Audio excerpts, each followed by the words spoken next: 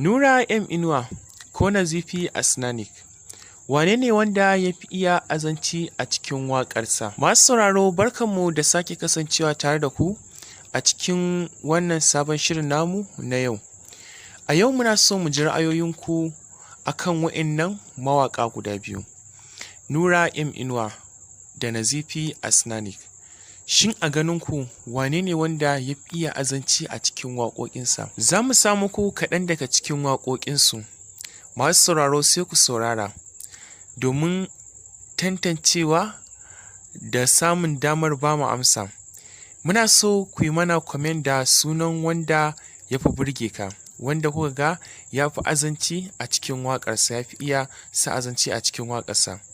Da haka masu sauraro sai ku mana comment da sunansa, sannan kuma kada ku manta ku yi subscribe ga wanda ba su ba, sannan kuma ku danna mana like, sannan kuma ku tura wannan bidiyon zuwa sassa na sada zumunta domin ƙara mana ƙwarin gwiwa a kodayaushe domin ci gaba da kawo muku bayanan da suka shafi mawaƙa.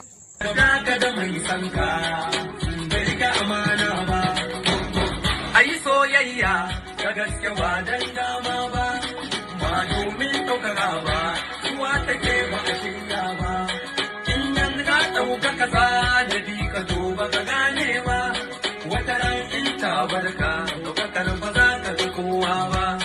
Daga ran na sun barka kira take wasu juyowa, da haka na iya juya su sun barka yau ba kai ne ba.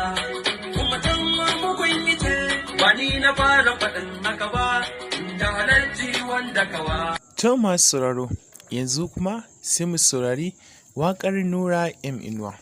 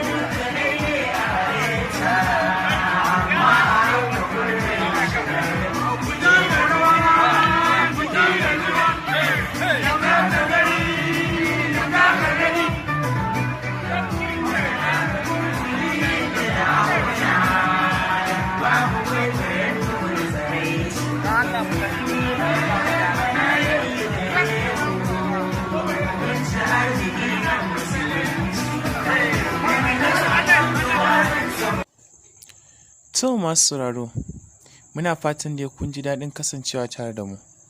Da haka, kada ku manta dai har kullum har kodayaushe masu sauraro ku yi mana subscribing, sannan kuma ku danna ƙararrawar sanarwa domin ci gaba da kasancewa da mu a kodayaushe da mun ɗaura sabuwar bidiyon mu ta zo gare ku. Mun gode masu sauraro.